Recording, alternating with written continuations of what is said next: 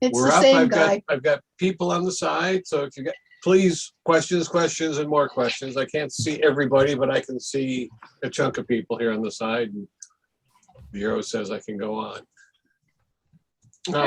This was originally a slideshow. Then with the clicker and guy up front talking about it. And he was a longtime member, president, multiple stints as president. He had a couple of vines in his backyard. He would do pruning seminars. What he did that I liked, and it helped me get involved quickly, was he always ran a beginner's class at the early harvest. He'd pick up 600-800 pounds of grapes and get 7 or 8 people and split it up, and everybody walk through it and come back to his place and press and blend it all up, and we would bottle it and drink it at a Christmas party or something like that. It was always a good first hands-on. So even though you watch other people, go to other places and play around, that first set of hands-on experience, that first time of making the mistakes and getting messy and dirty and sticky, that was a good thing. With the COVID, we haven't been able to do a club. Matt did some with the most recent history. It was a good thing. He's now gone professional and run out of time, like that happens. So I'm going to walk through this here, but it is all about home wine making. Slides are from Bob Suber. Official photo. Actually, there's a few more people who contributed photos since I updated the credit. I'm hoping this is the most recent version I played with.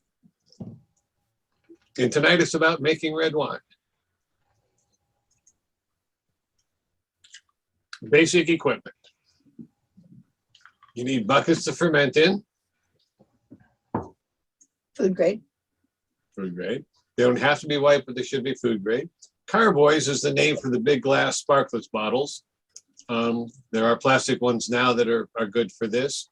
There are also, I believe there's the next one, lots of odd sized bottles because it never comes out even.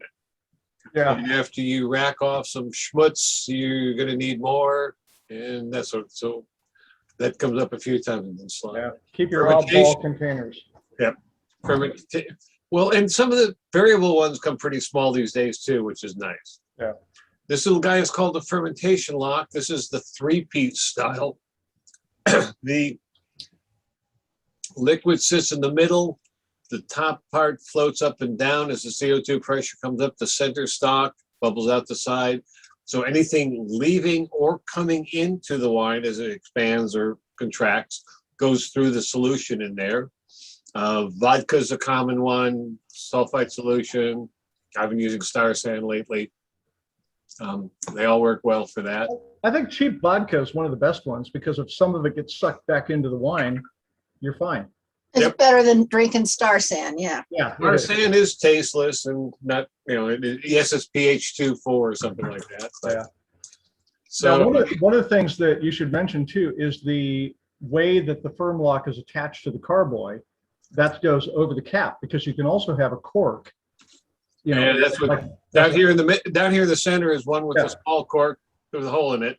And the one on the carboy is actually a better type of attachment because it doesn't tend to blow off as easily. Yep.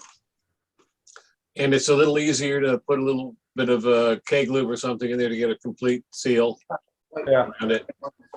If you make a nice seal on this with a lubricant, it moves up and leaks and falls off. Yeah.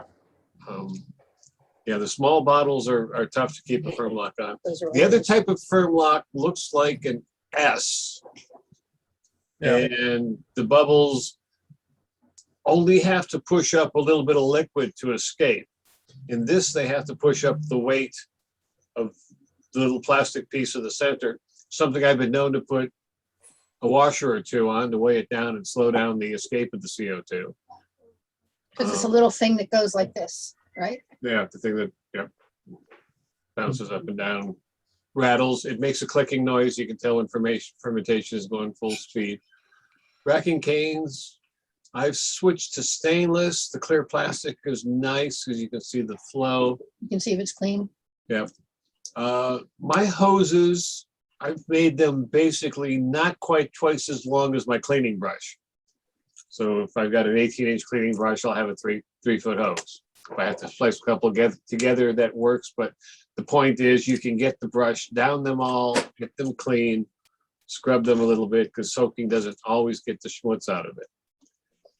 We have to sort of know what we're doing in terms of where the grape juice is. So there are some tests that are done. The equipment is a lot of this comes with your basic winemaking kit. You get the stuff with the bucket, the carboy, and all that kind of stuff. You may or may not get an Erlenmeyer.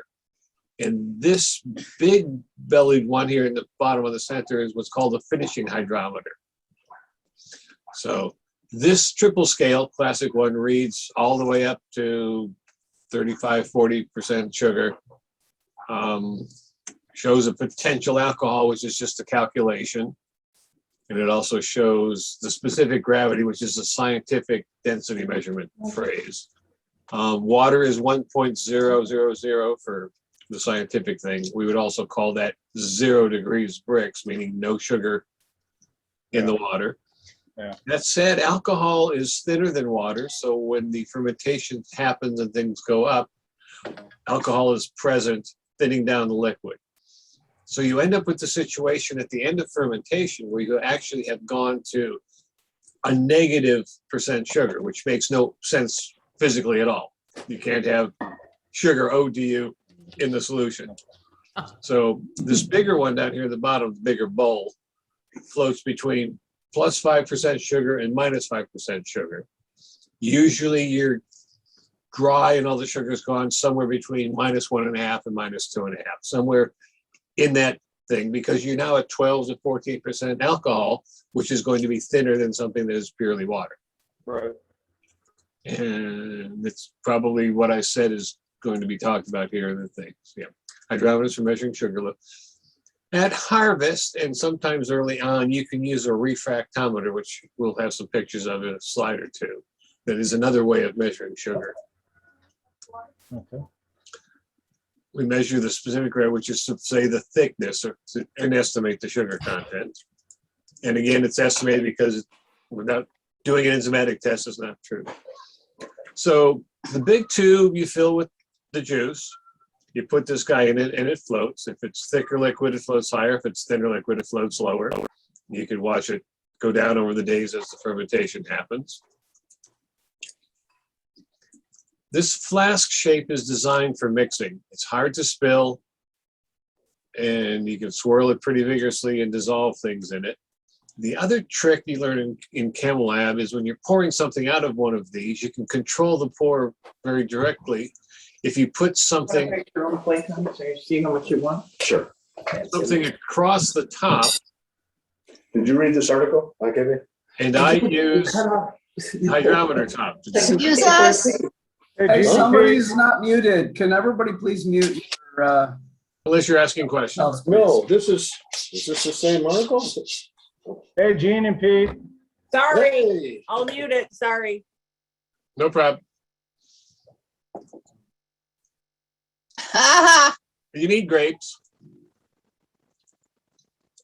This is Bob's original slide. He's got his grapes laid out there. We can look at them, play with them. There's some on the hoof. I think that's actually my backyard at one point one year. They sometimes come in these big bins from the winery. This is taken at John's old winery. That is a bin of picked grapes being dumped onto a crusher destemmer. Notice there's a rake there to pull them on in. And I thought I had something else. No, I guess they're coming later. There we go. This is your basic crusher destemmer. You are trying to, crushing is a tough word, because what you're really trying to do is basically just break the grape skins open thoroughly. You're not trying to squish. You don't want to break seeds. That produces too much bitterness. And this one is hand operated. And thinking to David's question, you can do 1,000 pounds with one of these hand cranks, but it takes a while and you need relief. You need multiple people to do it. But these boxes are about 30 pounds a box, and it's a couple minutes of cranking to get them through. And the cranking works better the faster you go. Right in here are rollers that you can adjust so that you can open the grapes without really smashing the seeds. Inside the long part here are paddles and a circular or semicircular screen with holes in it that are slightly larger than grapes. And the theory here is that the grapes in the cluster all comes through here and gets broken open. And then it gets pounded against these holes and the grapes come off of the stem and go through and are funneled down to the bucket at the bottom. And then out here on the end, the grape stems come out with most of the grapes beaten off of them. Oh, and if anybody cares, we have a motorized one of these for sale, Well, maybe I gotta get it out, make sure it still works. perhaps.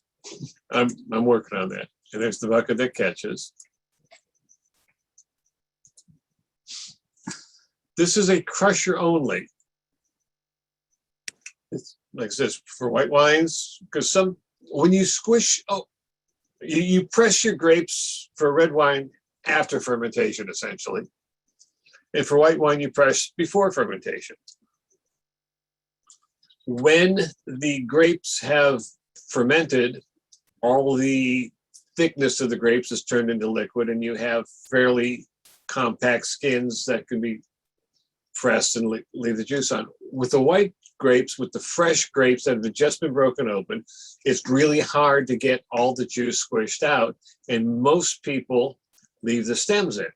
So a crusher like this, also a hand crank, just does the crushing part, doesn't bother to beat the grapes off of the stems. Well, don't the stems get in the way of pressing? No, it helps to channel Because the it juice. runs out, Helps okay. to- Rice holes are another solution to that. Now, this is the big industrial one from the shop being cleaned off. It's been taken apart. This is that basket. In this particular one, the basket rotates one way while the paddles inside rotate the other way. So it can have a higher throughput. So you can't quite see the paddles in this shop, but the You can see rollers the are auger here. and the other one now. This is the speed auger, takes the grapes as they're dumped in, kind of spreads them out and drops them in here where the two rollers are. You can see the rollers aren't all that big.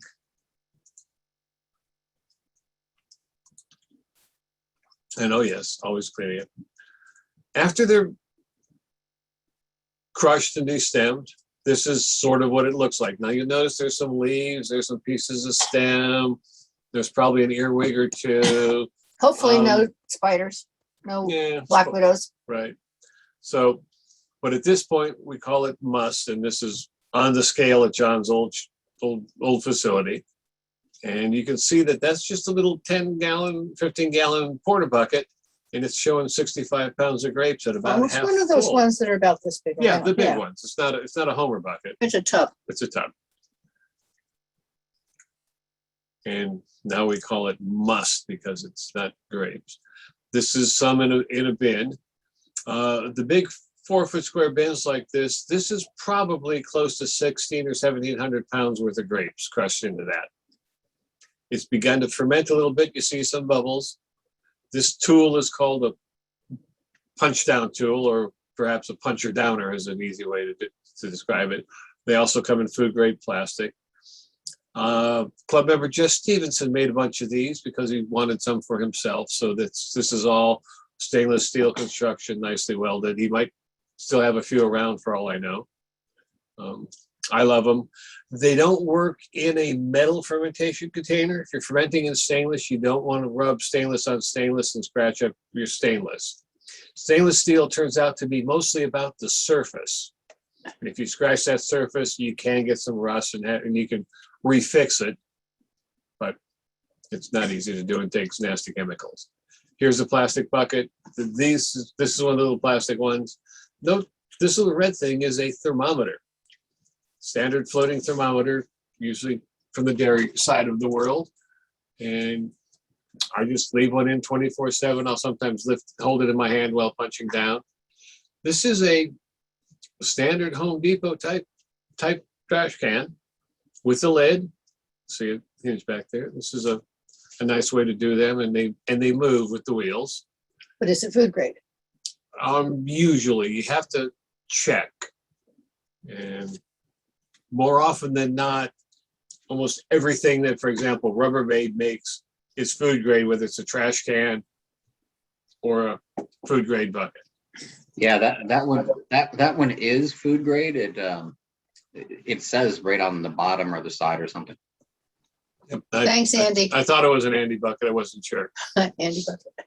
When we test, we have sugar levels we check, acid levels, we'll add or not sulfur dioxide, and pH is another way to talk about the acidity of the grape juice. So specific gravity, Brix, potential alcohol are the three things that are on the standard hydrometer that you see down there.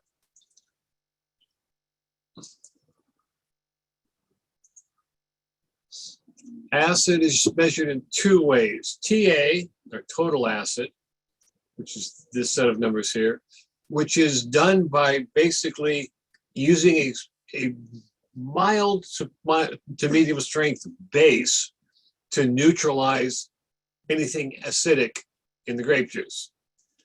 And you measure how much of it takes to neutralize it using a color change usually. And that, then you calculate off of that. Now this requires fresh chemicals and that kind of thing. And there are two basic strengths of the base used, and the calculations are slightly different, but they all the kits come with that.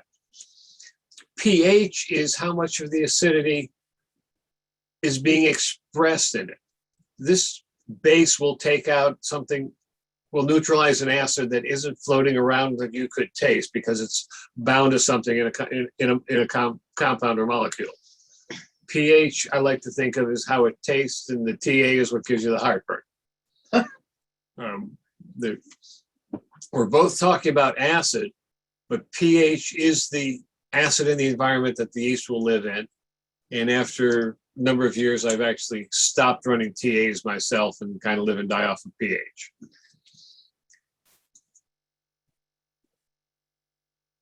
TA is the complete amount of acids in the must, whether they're available to taste or not.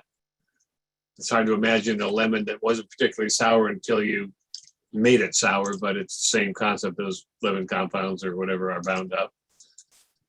And we think of pH as effective or tasty, how it feels on the tongue.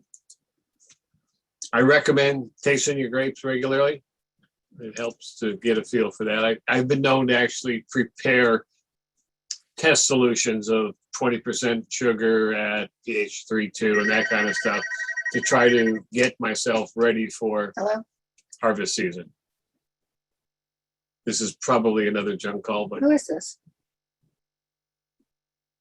I'm letting Nancy answer the phone so as not to be too distracted here.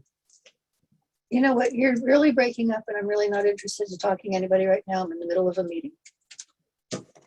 Okay. Sulfur dioxide is the common preservative used in making wine. It's also used a little bit in beer. And in salad bars. We usually add it with a compound called metabisulfite, which is probably one of those little bags down there. It doesn't kill yeast, but it does slow down their activity, but it will kill bacteria and molds.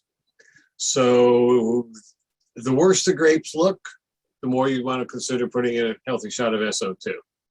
SO2, when it does its job, gets consumed either by stunning the yeast, killing the bacteria, or by binding to oxygen that's being in the must. So it does go away, and a common technique when we get to racking and aging wine is to add a little bit of this each time you move the wine around. Yeast alone also makes some SO2. So even if you added no SO2, you would still have to put the contained sulfites on the bottled wine because it's enough for those who have a severe allergy to have a problem, and they have to know that.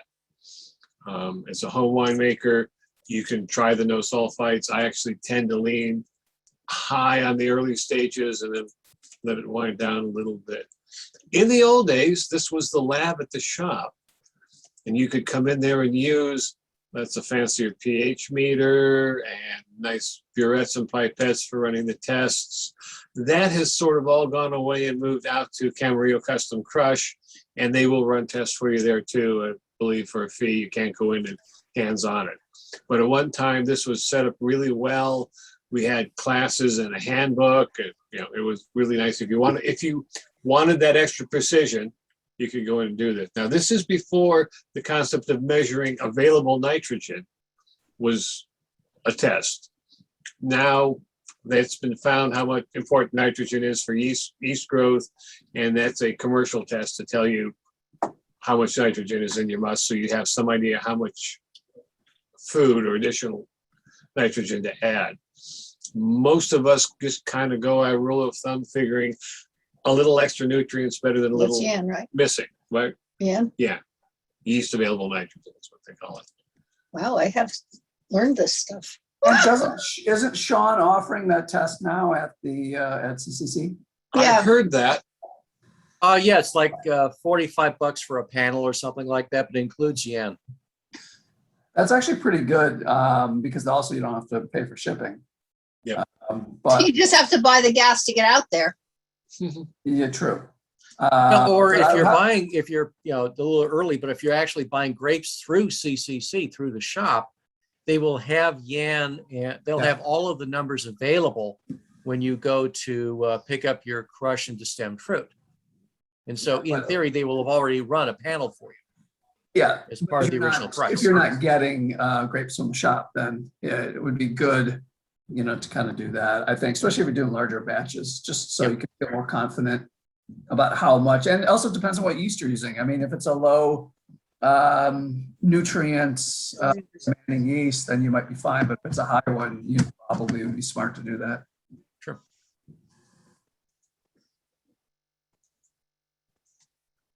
So the key here is when you're adding something, whether it's yeast or nutrient or an enzyme or something like that, is you want to dissolve it in the liquid first. This comes up again in another slide or two, but that's the key here. Oh, other food grade buckets. Yep, more food, different kind of food grade buckets. That's probably a big colander there. It's an easy way to get some juice, is kind of push down your grapes and the liquid floats into the bottom of the colander. You can scoop it out. Lots of little tricks like that. I like what they call a China hat, or a very conically Kenny pointed Dimwit. one. Chinoise, Pointed out. Pardon me? chinoise is pronounced. Oh, chinoise. We knew ours as a Denny Dinwit. Because it was part of a thing to process tomatoes. Anyway, You want to mix things up well. This is Bob Suber, by the way. very young.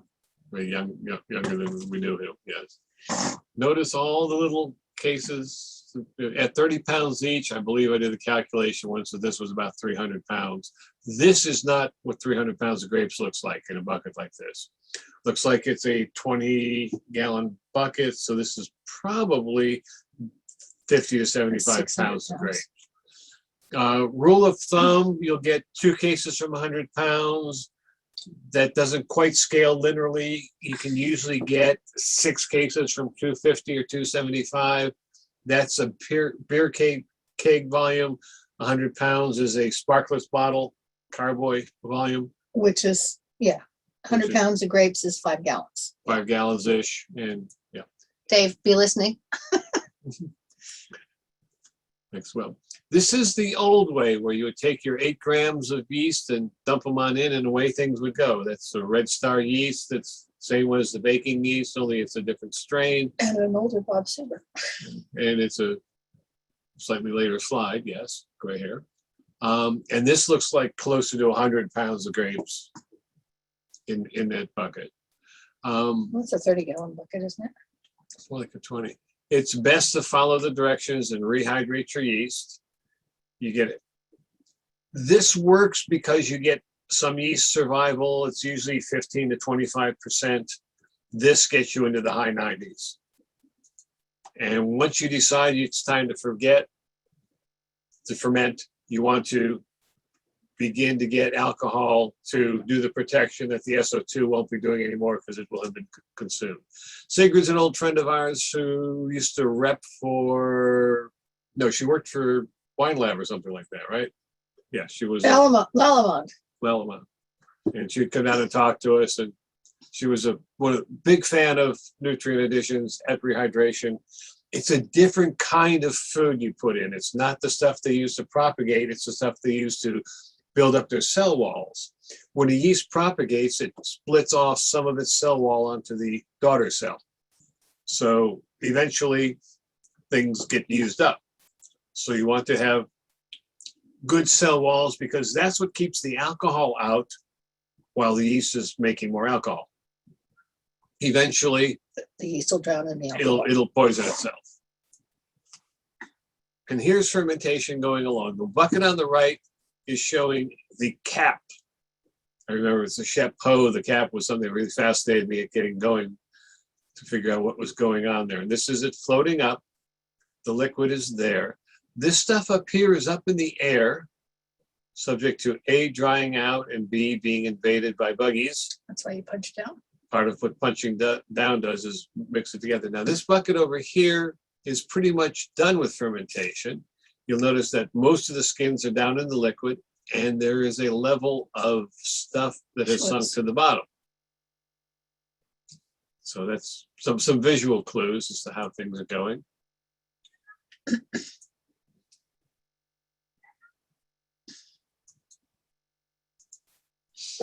Punching down. There's Andy's bucket again. You can see how nice and foamy it is. There's the thermometer top hanging in there.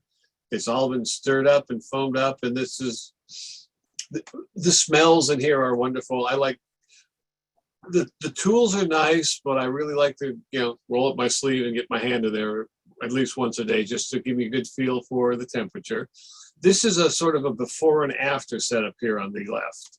You've got thermometer floating in the skins, and then it's been all mixed around, and you can see the level has gone down as the skins have been reintroduced into the liquid and foam has come up.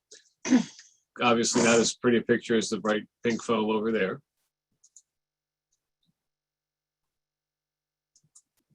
So yes, that's good. Keep them. Now, at the point where fermentation is finished, you're getting ready to press your grapes. It turns out you don't have to put everything in the press. You can get a lot of the liquid out ahead of time by going underneath the skin or by using one of those colanders and going down from the top. And as you take the liquid out, the skins come farther down. So basically here, looks like about close to a gallon has come off. There's a little bit more in there. So if this was a full 100-pound batch, it might not be. Of the 5 gallons of wine you're going to get, here's one of them you've gotten right away, and you don't have to worry about pressing it and that kind of stuff. Now, this turned out to be important because if you're buying grapes from the shop, you're allowed to use their press if you don't have one of your own. So this gallon gets to stay home And not be carried and around. not be carried around and not be subject to spill and loss and sloshing and stomping on your brakes on the freeway and all that kind of other stuff that you never plan on. Siphons work when the receiving vessel is lower. That's what you'll see here. So you find different ways of putting the stuff out. Do you have a picture of the thing on the end? I don't, the racking cane in here may or may not have a mushroom foot on it. Nowadays for this kind of stuff, we use like a sock, stainless steel sock type of a thing that Keeps the schmutz out. It makes things lighter if you're hauling them around. Now, minimizing aeration turns into key here as the stuff is on. You'll notice that the hose goes all the way down into the liquid. It's not splashing, it's not dripping, it's not coming down the sides and fanning out. It's staying here. So the only surface area in contact with the air is the top.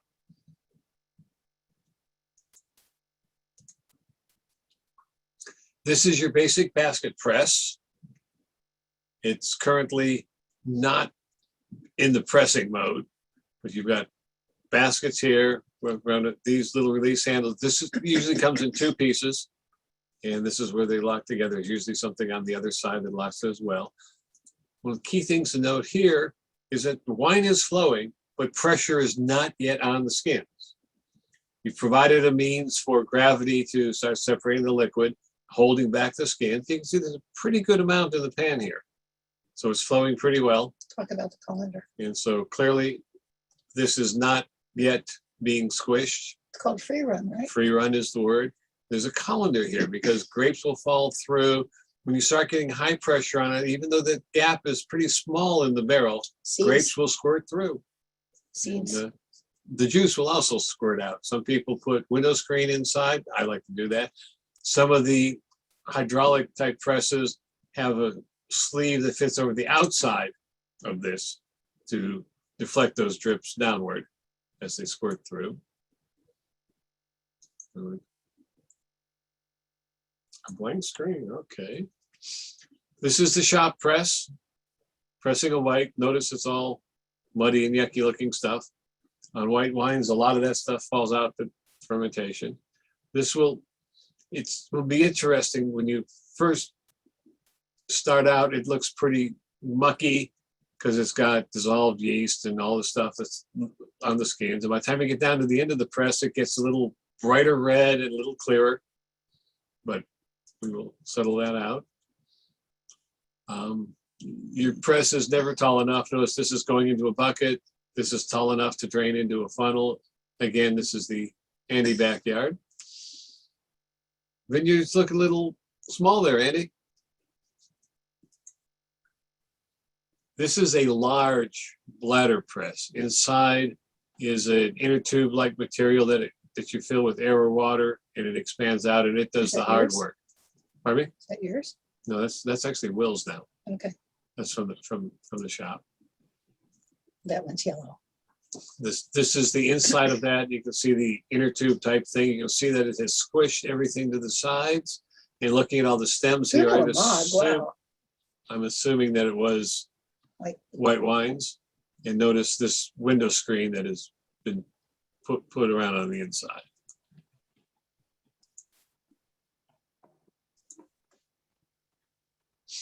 This is my smaller one. It holds about 250 to 300 pounds.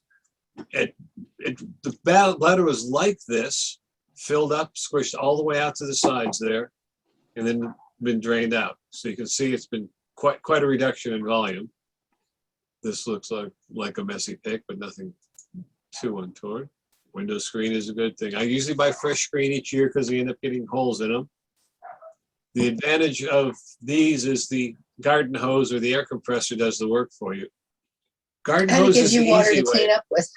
Garden hose is the easy way, and it does give you pressurized water coming out when you're letting the pressure out to do some of your cleanup.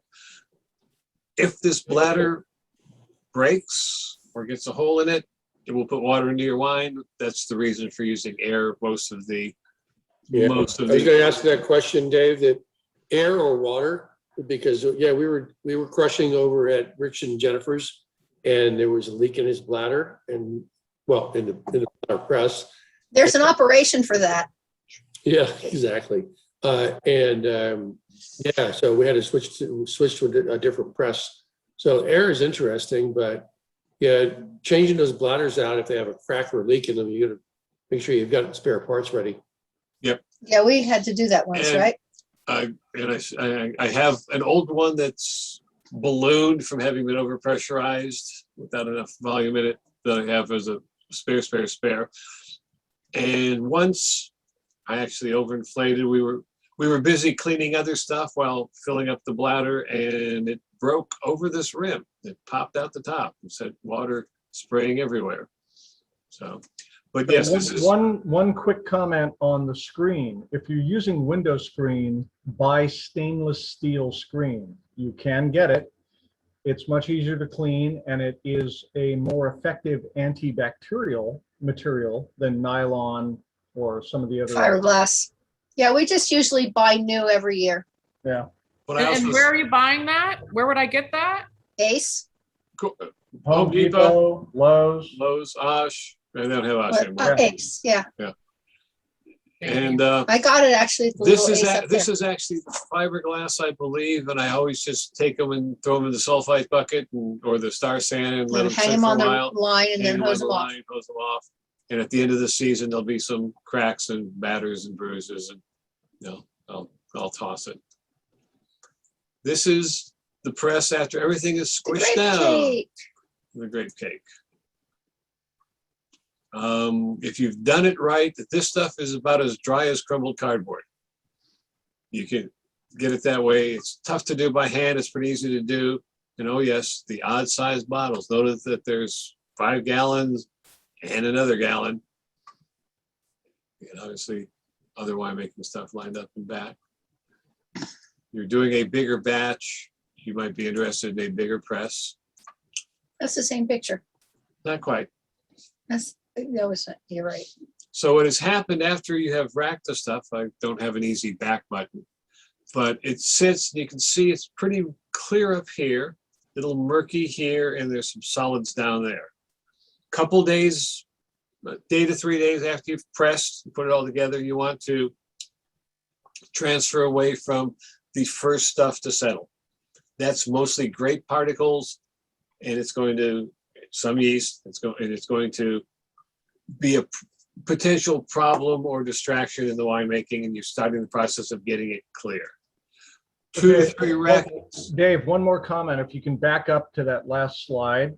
I don't have backup handy. Okay, well, if you notice, not only did you have the press plates, but you had a bunch of assorted sizes of wood, pieces of wood that went on top of that. And you need some various sizes of wood if you're using a basket press like that, because you're going to have varying heights of your must in there. Depending on the size of your batch. And Yeah, and as you freeze it, compress it, you're going to need to add more pieces underneath the press plate so that you can get that whole, get the pressure down on the grapes.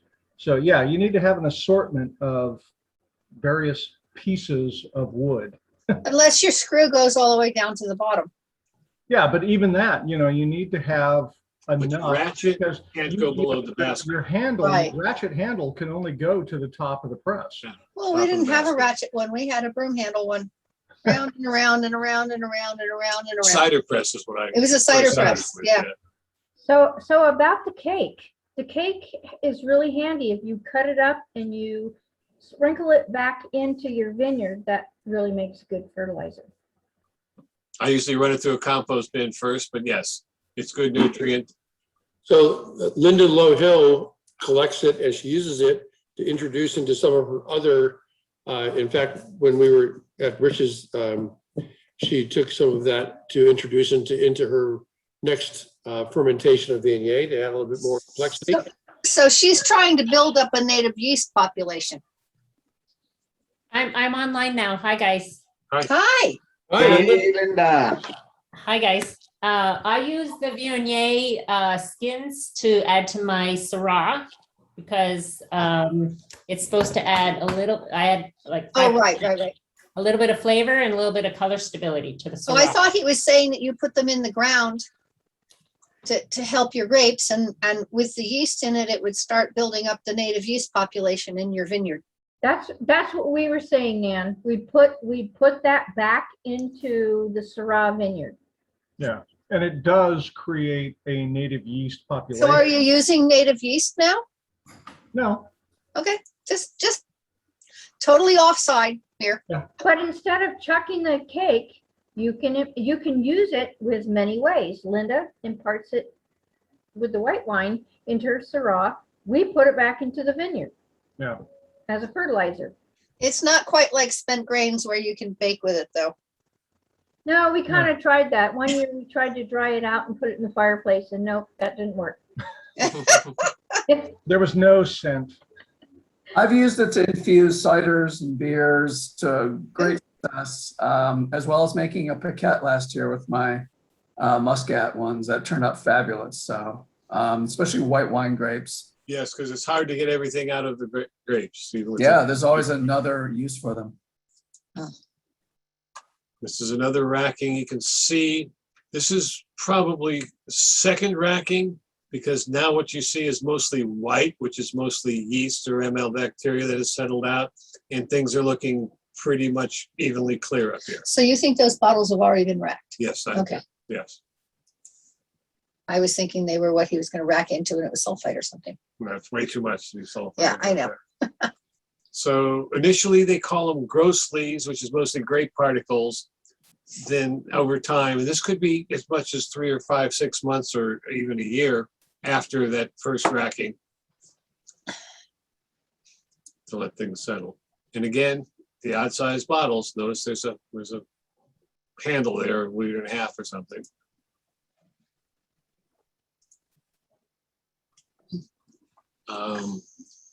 Stainless holds more, doesn't break.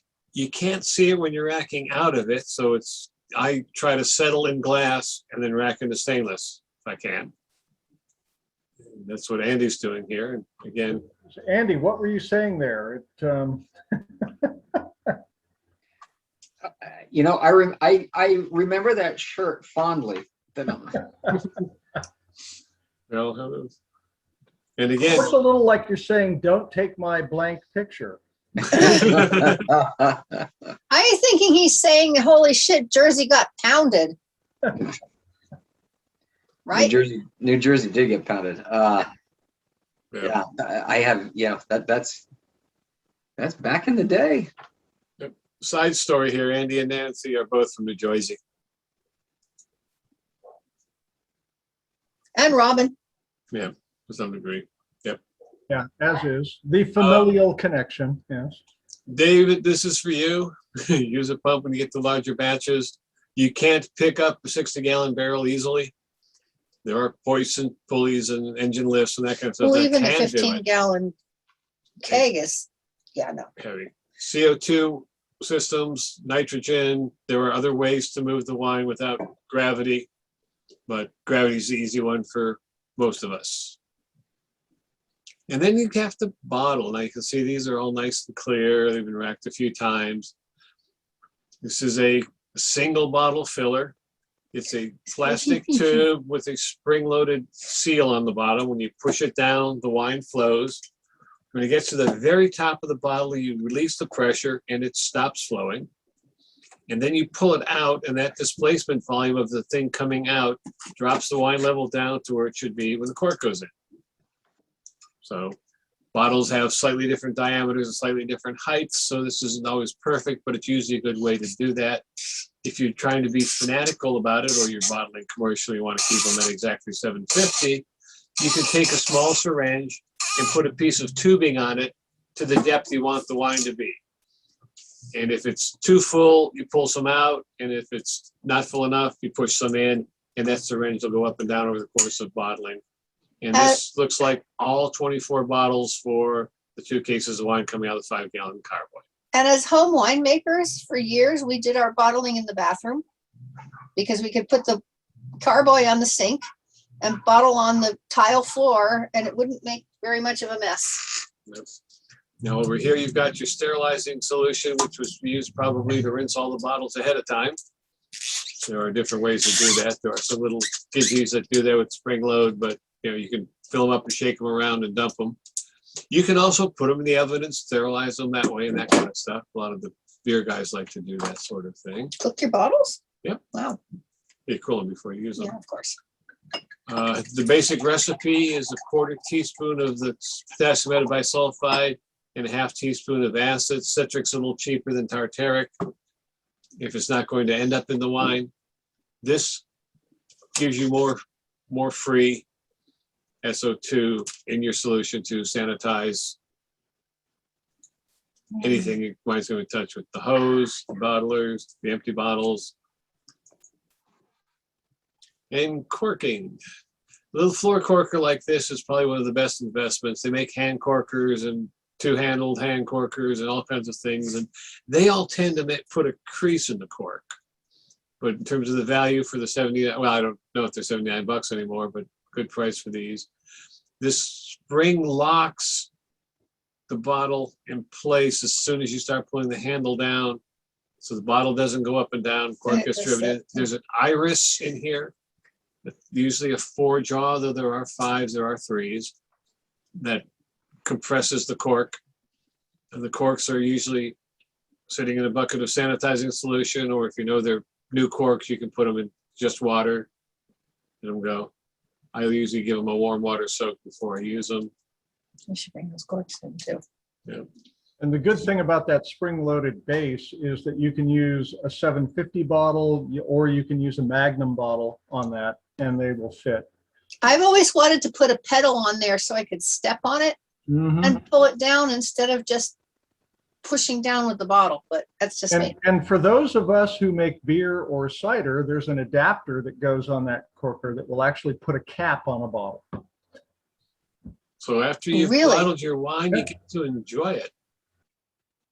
This was in 1983, so that tells you that that the slides were probably done in the early to mid 80s, maybe 70s. Okay, I was off by 2 years. Yeah, not too bad. Give it a few months, get over bottle shock. Explain what bottle shock is. Well, bottle shock mostly comes from when you put that cork in with the cork insert or the previous thing, you have now taken a cork's worth of air and stuffed it into your bottle.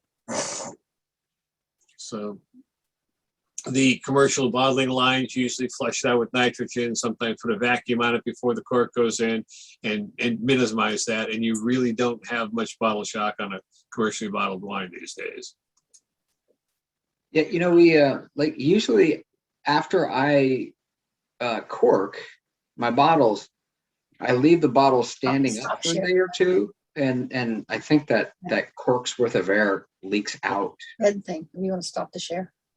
Well, it depends on what type of cork you're using, because if you have a real cork, a real wood cork, it needs to sit upright so that the cork can expand, and air does filtrate through that cork. Now, when you're using synthetic corks, you don't have that. But what you have with synthetic corks, though, is they don't let air out as the cork goes in. They seal pretty well on the way down. Right. And you can either deal with the fact that it's going to maybe push your cork up, or you can take a leftover guitar string, put it in the bottle. As the cork goes in, there's a little bit of place for the pressure to escape out along the cork, well, where the guitar string is, and you pull that out. I use a B string myself, about an 040. So I tried that a couple times, and I got like a little indent on the side of the cork, which I just never trusted because. Yeah, and if you don't have a really good corker, they'll do that too. The hand And cork if you're going to don't do take that, no, if you're going to do that, put your guitar string in sanitizing solution. Oh yeah. I don't know. It takes good music to make good wine, right? And good beer and all that kind of stuff. It takes good beer. Yeah. I'm assuming there were a few questions. Anyone? I guess we lost Ralph. Yeah. Do we have any I a question, questions, Dave. either Ralph or